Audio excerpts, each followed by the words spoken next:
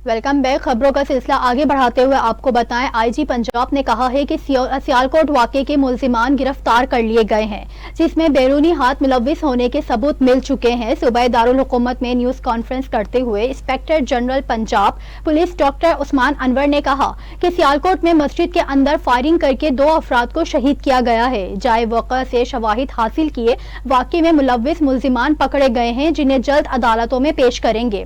उन्होंने कहा कि क्राइम सीन ने कंफर्म हुआ है कि इसमें बैरूनी हाथ मुलव्विस है।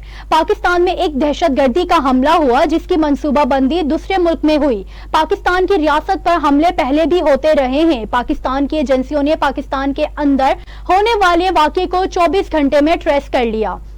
पाकिस्तान के खिलाफ साजिशें करने वालों को पूरी दुनिया में बेनकाब करने जा रहे हैं। पाकिस्तान पर झूठे इल्जामात लगाए गए, जिन्हें बेनकाब किया गया।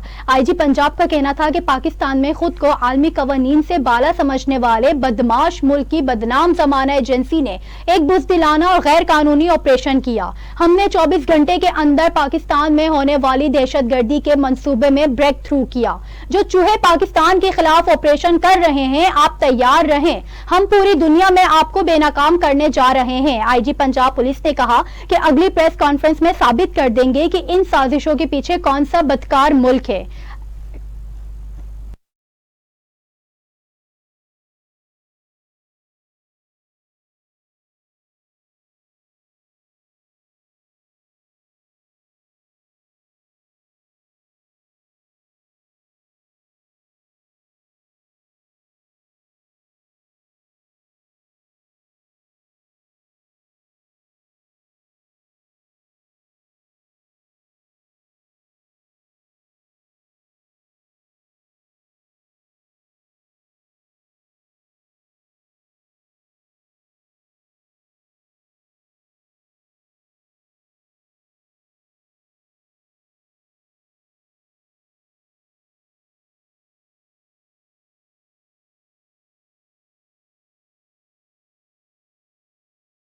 तो दूसरी तरफ रहनुमा एमक्यूएम मुस्तफा कमाल ने कहा है कि अब एमक्यूएम पाकिस्तान जितनी मजबूत है उतनी माजी में नहीं थी।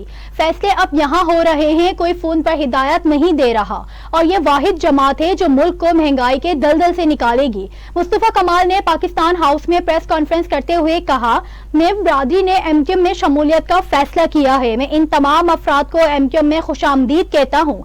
इस काफिले की हिमायत करने पर उनका शुक्रिया अदा करता हूँ। उन्होंने कहा कि अपनी आने वाली नस्ल की बका के लिए कुछ करना चाहते हैं तो आप आइए, शिकायत के अलावा कुछ करना चाहते हैं तो तफरीक को छोड़कर आइए। हम कोई ऐसा फैसला नहीं करेंगे कि आने वाली नस्लें खमियाजा भुगतें।